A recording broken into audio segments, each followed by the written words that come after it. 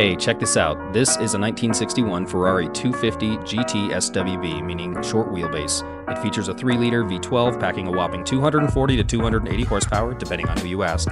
Mated to a 4-speed manual transmission, this 250 will pull all the way up to a supposed top speed of 162 miles an hour, though the most important fact about it is how good it sounds.